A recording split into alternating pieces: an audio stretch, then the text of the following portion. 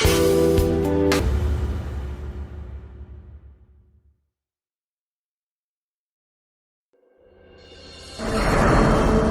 मानव विकास के जिस मुकाम पर आ पहुंचा है, वहां ऐसा लगता है जैसे उसके लिए अब कुछ भी असंभव नहीं रहा।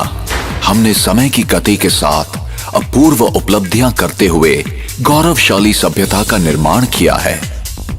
विश्व संचार एवं तकनीक ने एक ऐसी दुनिया बना दी है जो कभी केवल हमारी कल्पना में बसती थी। अब विश्व एक वैश्विक ग्राम बनकर रह गया है। प्रत्येक दिन हम असंभव को संभव करते हुए एक ऐसी दुनिया बनाते जा रहे हैं जो सीमाबद्ध नहीं है।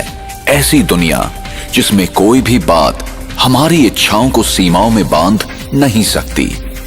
इस पर भी हमारी विकास की दौड़ अभी समाप्त नहीं हुई है। वास्तव में हमारा लक्ष्य क्या है? क्या हम विकास की इस दौड़ में स्वयं को तो नहीं भूल गए हैं?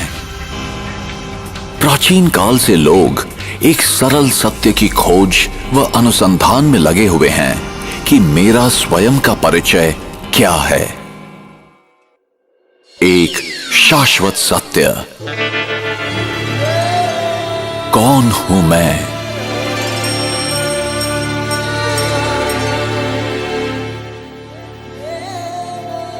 हर एक मनुष्य में जानने की इच्छा स्वाभाविक और जन्मजात होती है। कोई तो अतीत को जानने के लिए इतिहास में रुचि ले रहा है, कोई विधि विधान संविधान का अध्ययन कर रहा है, तो कोई विज्ञान व तकनीक का। यह कितने आश्चर्य की बात है कि मनुष्य अनेक बातों को तो जानता है लेकिन स्वयं को नहीं जानता। कोई तो स्वयं को एक शरीर मानता है, तो कोई अपने आप को मन या फिर कोई मस्तिष्क मानता है। भले ही ये सब हमारी पहचान के विषय में कहा जाता है, फिर भी ये प्रश्न तो उठता ही है कि मैं आखिर कौन हूं? ऐसा लगता है कि इसका उत्तर बहुत जटिल है, लेकिन जब मैं कहता हूं मेरे पैर, मेरे हाथ और मेरा शरीर, तो इसका अर्थ क्या हुआ? क्या इसका सरल अर्थ ये नहीं कि मैं ये हाथ, पैर व शरीर नहीं हूं? तो ये कौन कह रहा है मेरा शरीर? वो मैं कौन है? वैज्ञानिक एवं डॉक्टर मन, बुद्धि, मस्तिष्क इत्यादि चीजों की चुनौतियों के विषय में असमंजस में हैं। यहां तक कि निकट मृत्यु की अनुभूतियां, देह के बाहर की अनुभूतियां, स्वप्न, पूर्व जन्म की स्मृतियां आदि भी तर्क संगत नहीं लगते। पुनः वही प्रश्न उठता है कि इन सबको बताने वाला एवं अनुभव करने वाला कौन है? कभी कभी हम ऐसे प्रतिभावान बच्चों को देखते हैं जिनमें असाधारण योग्यता अल्प आयु में ही प्राप्त होती है। क्या कभी हमने ऐसी अद्भुत घटना के विषय में सोचा है? अब प्रश्न है, क्या शरीर मस्तिष्क के साथ अपने आप में संपूर्ण है? शरीर के विभिन्न अंगों को कौन चलाता है? मस्तिष्क को समय अनुसार सही संकेत देने वाला कौन है? क्या शरीर विभिन्न कोशिकाओं का समूह मात्र है जिसमें जैविक क्रियाएं चलती रहती हैं? तंत्रिका प्रणाली का संचालन, हार्मोन्स को प्रभावित करना, रक्त संचालन, श्वसन क्रिया, पाचन क्रिया आदि के संकेत कौन भेजता है? मृत्यु पर्यंत शरीर की क्रिया प्रणालियों को सुचारू रूप से कौन चलाता है? जरा सोचें, संकल्प कहां से उत्पन्न होते हैं? देह के साथ उनके अंत व्यवहार कैसे होते हैं? क्या विचारों का मूल स्रोत मस्तिष्क है या मस्तिष्क का भी संचालन करने वाला कोई और है? क्या संकल्प भौतिक हैं या पराभौतिक? परमाणु एवं अणु से निर्मित इस परिवर्तनशील दुनिया में कुछ पराभौतिक चीजें भी हैं जिन्हें ना तो किसी माइक्रोस्कोप व दूरबीन से देखा जा सकता है और ना ही किसी उपकरण से मापा ही जा सकता है। वास्तव में ऐसा कोई भी उपकरण अब तक ना तो बना है और ना ही बनाया जा सकता है। उनको खोज निकालने की एकमात्र विधि है अंतर्मुखी हो, गहन शांति में स्थित होना। आइए अब हम एक अनुपम यात्रा प्रारंभ करें और स्वयं के विषय में उस सनातन सत्य को खोज निकालें जिससे हमें पूरा ज्ञान एवं अनुभव प्राप्त होगा कि मैं कौन हूं।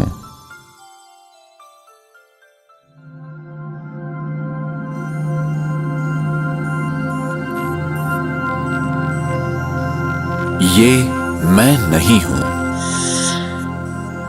मैं ये हूं। मैं एक आत्मा हूं, एक अति सूक्ष्म, अविभाज्य और अविनाशी चेतन दिव्य प्रकाश बिंदु रूप हूं, एक पराभौतिक सत्ता हूं। जब तक मैं आत्मा इस देह में हूं तब तक ये कहा जाता है कि देह जीवित है। जब मैं आत्मा देह से निकल जाती हूं तो शरीर शव हो जाता है। इस घटना को ही मृत्यु कहते हैं। किंतु फिर भी आत्मा तो अजर, अमर, अविनाशी है। वो सदैव जीवित है। आत्मा को ही प्राण कहते हैं। आत्मा ही प्राण ऊर्जा है। मैं आत्मा ही सोचती हूं, निर्णय करती हूं और देह द्वारा जाने अनजाने किए गए सभी कर्मों के लिए मैं ही जिम्मेदार हूं। मुझ आत्मा में ही सारे संस्कार समाहित हैं तथा मुझ में ही स्मृतियां भरी हैं। जी हां, मैं ही आत्मा हूं और आत्मा ही है जो मैं हूं। ये कहना उचित होगा कि मैं आत्मा इस शरीर का मालिक हूं, न कि तुम्हारी आत्मा मेरी आत्मा, क्योंकि आप आत्मा हो और जो आपका है वो शरीर है।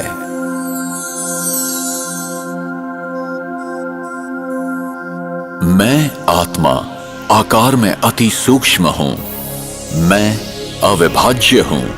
कोई शस्त्र मुझे काट नहीं सकता, अग्नि मुझे जला नहीं सकती, हवा मुझे उड़ा नहीं सकती और पानी मुझे भिगो नहीं सकता। कोई भी भौतिक पदार्थ मुझ आत्मा के पथ को रोक नहीं सकता। मैं आत्मा अविनाशी हूं और मेरा अस्तित्व सनातन है। मैं मस्तिष्क के बीच में भ्रिकुटी के मध्य में स्थित हूं। यहीं पर विराजमान हूं। मैं आत्मा शरीर की सभी इंद्रियों का मस्तिष्क द्वारा संचालन करती हूं। मुझ सूक्ष्म प्रकाश पुंज में ही अनगिनत प्रक्रियाएं चलती हैं। मुझ में ही देव के विभिन्न अंगों के संचालन, मानसिक चिंतन से लेकर अपने भविष्य के भाग्य को निर्धारित करने तक की बातें शामिल हैं।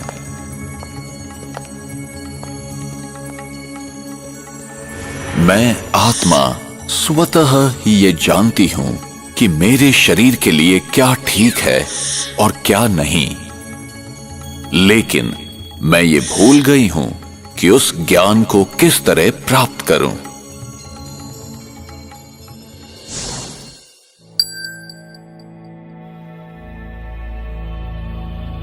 जब आत्मा शरीर में स्थित होती है तब वो 3 आंतरिक शक्तियों द्वारा कार्य करती है। ये शक्तियां हैं मन, बुद्धि और संस्कार। मेरे संकल्पों की रचना का आधार है भूतकाल के अनुभव, प्रभाव, स्मृतियां तथा दूसरों द्वारा प्राप्त जानकारियां। आत्मा में निहित संकल्पों की रचना और अनुभव करने की शक्ति को ही मन कहते हैं।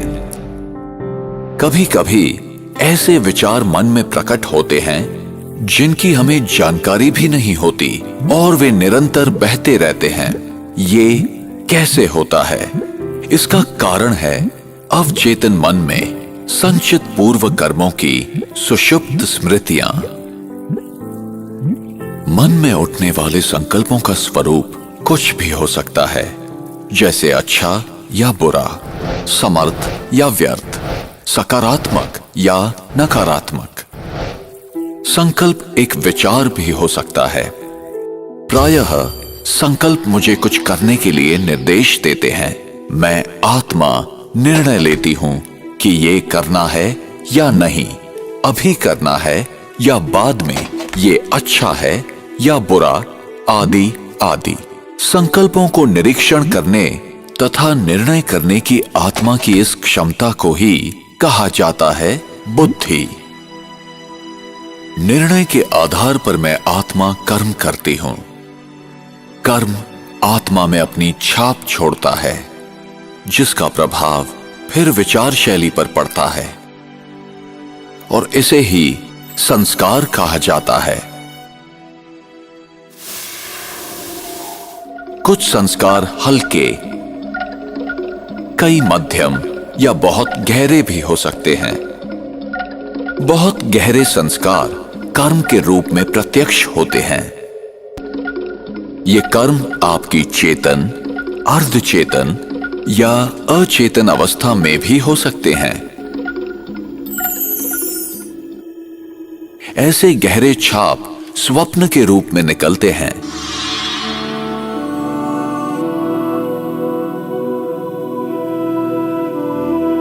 किसी व्यक्ति के स्वप्नों का आधार उस व्यक्ति द्वारा किसी समय में किए गए कर्मों द्वारा छोड़ी गई छाप है।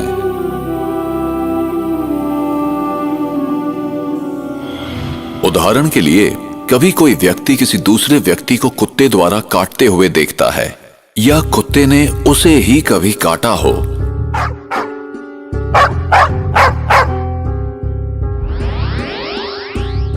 तो वो व्यक्ति कुत्ते को देखते ही भयभीत हो जाता है। इसी प्रकार जिसने कभी किसी को डूबते हुए देखा है या पानी से कोई दुखदाई अनुभूति की है, पानी को देखते ही वो व्यक्ति डर जाता है। इस तरह एक अजीब सा भय विकसित हो जाता है।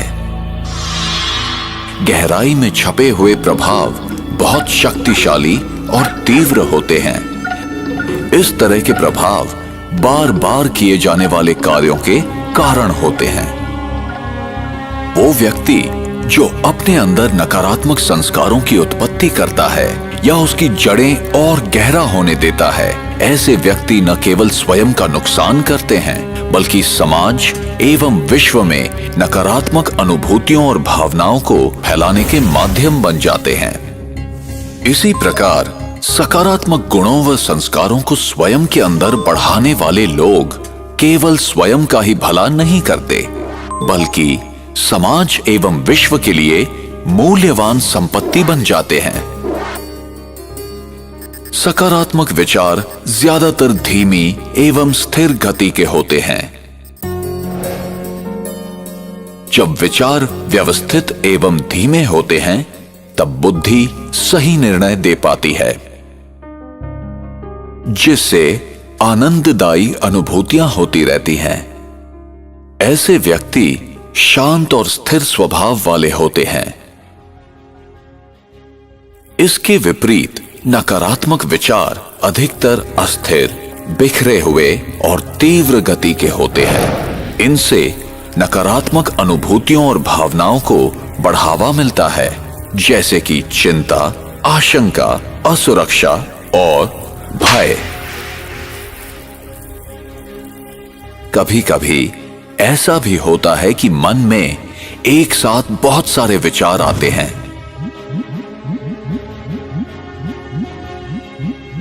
परिणाम स्वरूप बुद्धि सही निर्णय करने में सक्षम नहीं होती और व्यक्ति भ्रमित हो जाता है।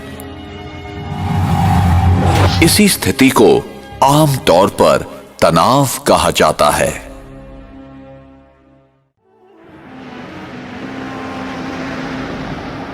एक कार और एक ड्राइवर का उदाहरण आत्मा और शरीर के मूल अंतर को समझने के लिए उपयोगी है।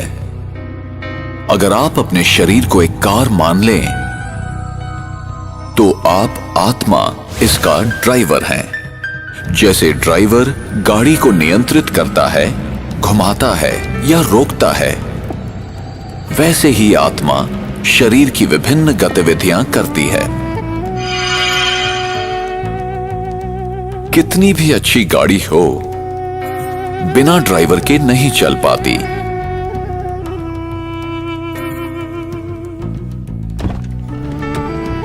जैसे ड्राइवर गाड़ी को नियंत्रित करता है, ठीक वैसे ही आत्मा शरीर को नियंत्रित करती है। मैं ही वो हूं जो गले, मुंह और जुबान का उपयोग कर बोलती हूं।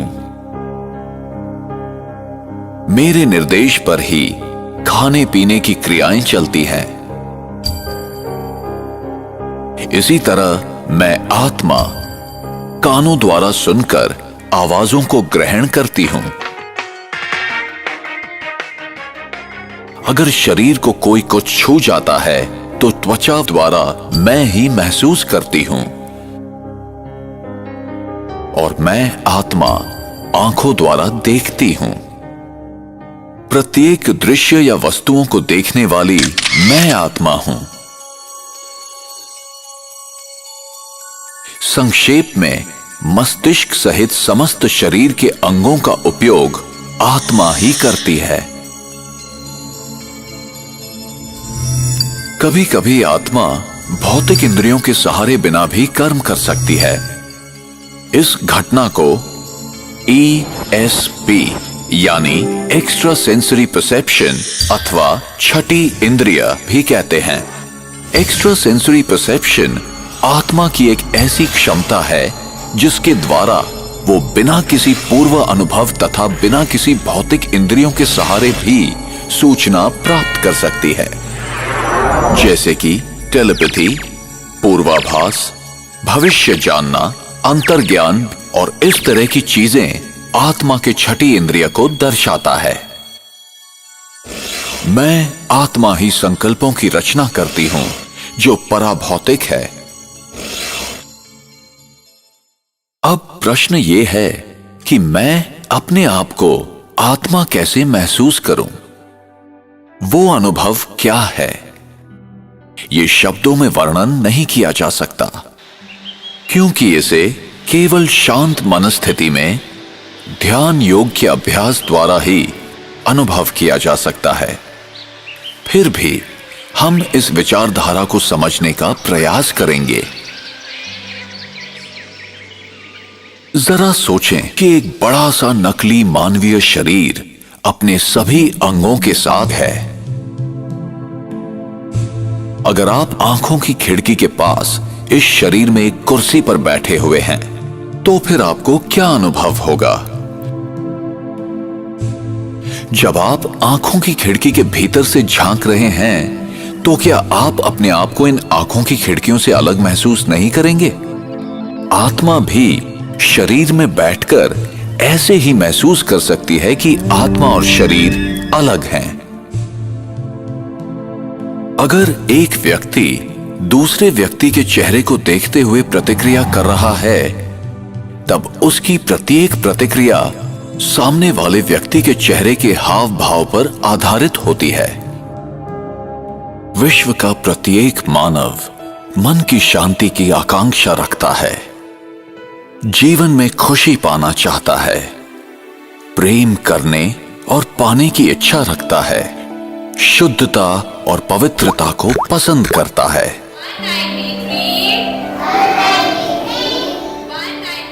जन्म से ही हर कोई अपनी रुचि के क्षेत्र में मानसिक क्षमताओं की अभिवृद्धि करना चाहता है और अधिक से अधिक ज्ञान पाना चाहता है। एक अबोध बालक आत्मा के मूल गुणों का स्वरूप होता है। मेरे मूलभूत 7 गुण हैं: ज्ञान, प्रेम, शांति, सुख, पवित्रता, आनंद और शक्तियां।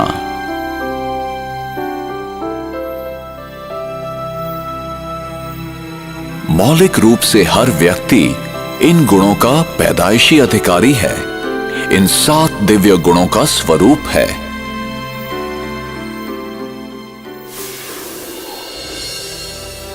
गलत मान्यताओं अथवा अज्ञानतावश या वातावरण और व्यक्तियों के प्रभाववश हम विपरीत दिशा की ओर मुड़ गए हैं, जिसके परिणाम स्वरूप हम अपने आप को शरीर से संबंधित विशेषताओं में विभाजित कर लंबे समय से अपनी पहचान बना चुके हैं।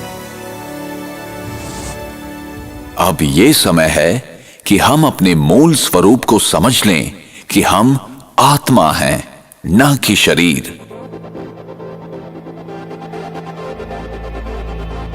इन संकीर्ण सीमाओं से परे हम इन विशिष्ट दिव्य गुणों से संपन्न आत्मा हैं। व्यक्ति कैसे जन्म लेता है? कब भ्रूण माता के गर्भ में जीवित प्राणी बन जाता है? आत्मा कब गर्भ में प्रवेश करती है? भ्रूण जब तीसरे से 5वें माह का होता है तभी उसमें जीवन शक्ति आती है। ये जीवन शक्ति ही आत्मा है। आत्मा को ही प्राण कहते हैं। आत्मा ही प्राण ऊर्जा है। आत्मा में संचित विशेषताओं और अनुभूतियों के आधार पर शरीर के डीएनए तथा विभिन्न अंगों का निर्माण होता है। उंगलियों के निशान तथा अंगों की बनावट भी आत्मा के कर्मों के प्रभावों के आधार पर होता है।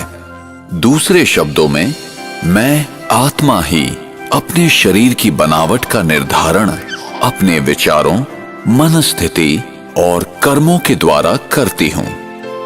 सामान्यतः जब आत्मा नए शरीर में प्रवेश करती है तो पिछले जन्म के अनुभव, स्मृतियां और घटनाओं को भूल जाती है।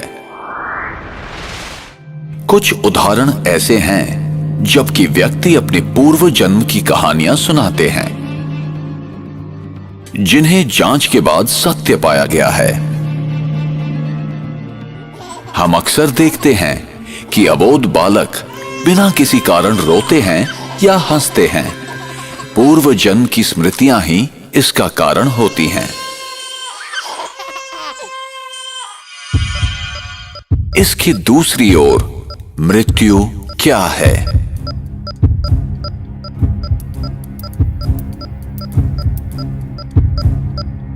और मृत्यु के बाद क्या होता है? एक जीवित व्यक्ति कैसे मृत शरीर के रूप में परिवर्तित हो जाता है? मृत्यु वो स्थिति है जब आत्मा शरीर छोड़ देती है।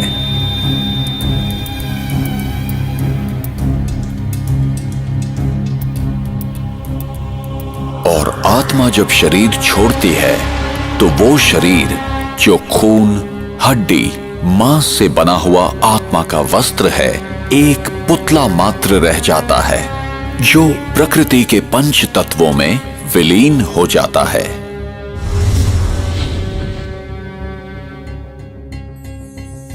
अपने पुराने शरीर को छोड़ आत्मा दूसरी माता के गर्भ में प्रवेश करती है। मनुष्य आत्मा पशु योनि में नहीं जाती। जैसे सेब के बीज से कभी संतरे का वृक्ष नहीं निकलता, वैसे ही मनुष्य आत्मा सदैव मनुष्य शरीर ही धारण करती है। आत्मा जब भी किसी नए शरीर को धारण करती है तो वो अपने नए मित्र, संबंधी और अपनी एक नई पहचान बनाती है। जैसे कोई नाटक में कलाकार अपने अनुरूप वस्त्र पहनकर एक निर्धारित समय में अपना अभिनय करता है, ठीक उसी प्रकार इस विश्व रंगमंच पर आत्मा भी एक कलाकार की तरह अपने निर्धारित समय पर अभिनय करती है।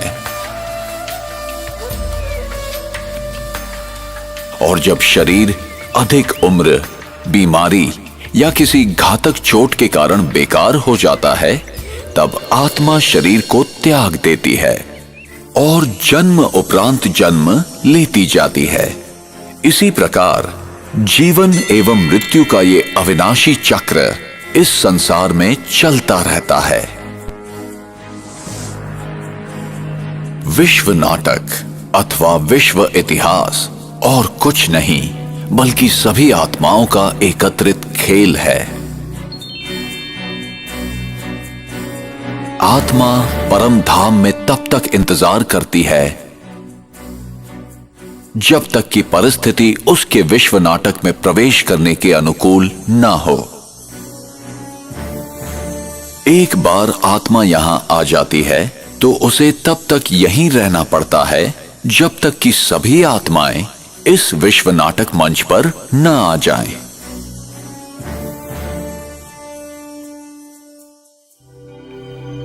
कर्म के सिद्धांत मनुष्य मात्र के अस्तित्व को बनाए रखने के लिए होते हैं।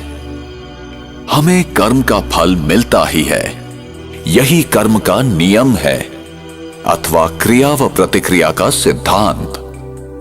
ये कैसे निर्धारित होता है कि कौन सी आत्मा किस गर्भ में और विश्व के किस कोने में जन्म लेगी, नर या नारी, किस रूप में?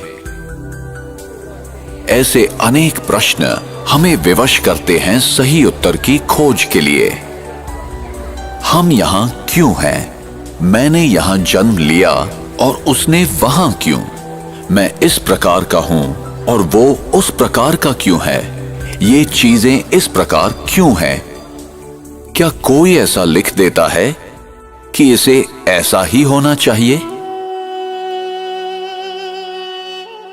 हमें कर्म का फल मिलता ही है, चाहे इस जन्म में या किसी भी जन्म में, और उत्तर सिर्फ इसी अविनाशी सत्य में निहित है। जो मैं करता हूं उसी अनुसार पाता हूं।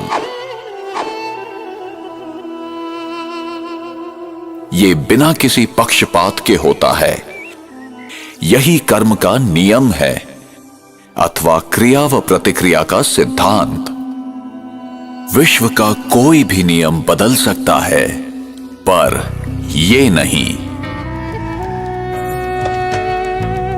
हमें सही और गलत का ज्ञान प्राप्त करना चाहिए। ये हमारी व्यक्तिगत जिम्मेदारी है जिससे हमें ही फायदा है।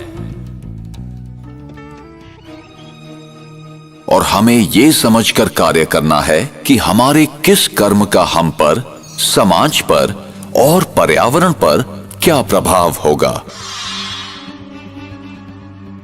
उसका परिणाम अभी होगा अथवा भविष्य में। फल अच्छा होगा या खराब, प्रत्येक कर्म का फल मिलेगा ही। इसलिए कर्म करने से पूर्व जरा सोचें।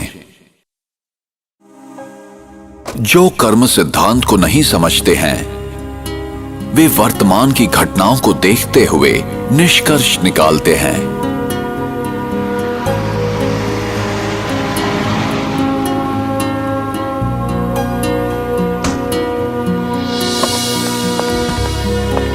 वे नहीं जानते कि भविष्य में क्या होने वाला है। उन्हें दृश्य के बदलने तक प्रतीक्षा करनी चाहिए। कैमरास कैमरास कैमरास, तो चेहरे पे fresh look important part of fitness.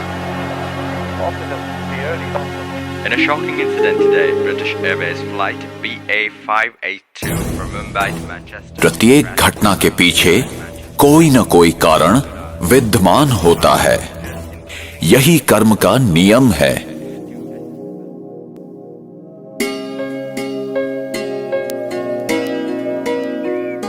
मेरा भविष्य इस समय किए कर्मों पर निर्भर है।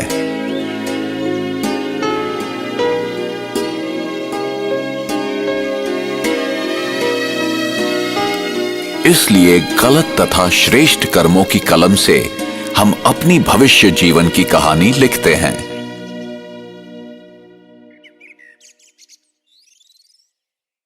आप जो बोते हैं वही पाते हैं।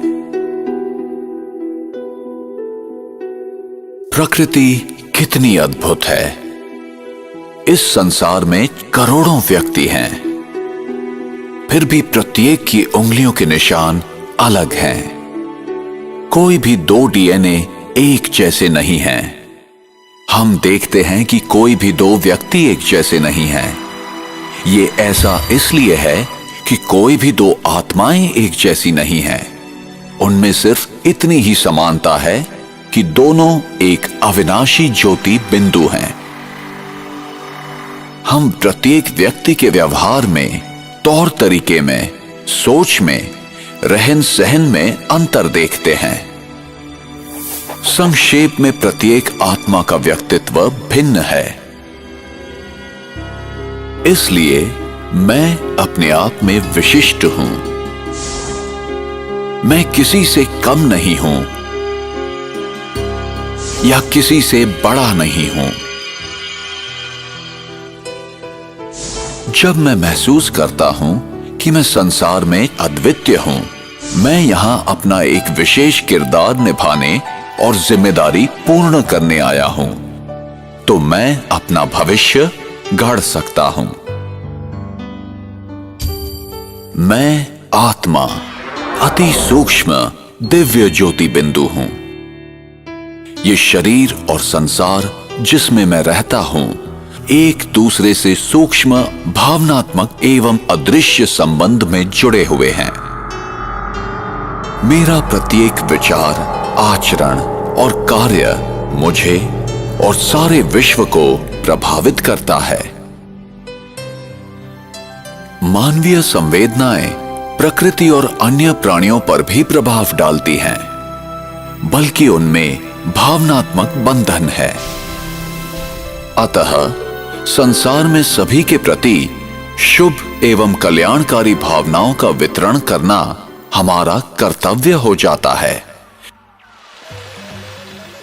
जो कुछ हमारी दुनिया में हो रहा है, वो हमारी चेतना शक्ति का दृश्यांकन है। संक्षेप में कहा जा सकता है कि देह भान के प्रभाव में किए गए कर्म संकुचित और आध्यात्मिक शक्ति विहीन होते हैं। इनसे क्रोध, घृणा, ईर्ष्या, लोभ जैसी संवेदनाएं उत्पन्न होती हैं, जिनसे समाज में विरोध, संघर्ष, अन्याय एवं दुख, कष्ट फैलता है। इसके विपरीत आत्मस्मृति में किए गए कर्मों द्वारा प्रेम, सहानुभूति, शांति, उदारता और भाईचारे जैसी संवेदनाओं का जन्म होता है, जिनसे समाज में समरसता, एकता एवं सुखद अनुभूतियों की वृद्धि होती है। हमने अब तक जो ज्ञान प्राप्त किया है, इस आधार पर आइए अब हम आत्मिक स्थिति का अभ्यास करें। अपनी सुविधा अनुसार किसी भी मुद्रा में बैठ जाएं। आंखें खुली रखें ताकि आपको अपने चारों तरफ के वातावरण का आभास रहे। अपने विचारों को समेट लें और संकल्प करें कि मैं एक शांत स्वरूप आत्मा हूं। मैं ज्योति बिंदु आत्मा भ्रिकुटी के मध्य विराजमान हूं। मैं आंखों द्वारा देखती, कानों द्वारा सुनती, नाक द्वारा सूंघती तथा श्वास लेती, मुख द्वारा बोलती और त्वचा द्वारा महसूस करती हूं। मैं शरीर की मालिक हूं। मैं अपने शरीर से अलग हूं।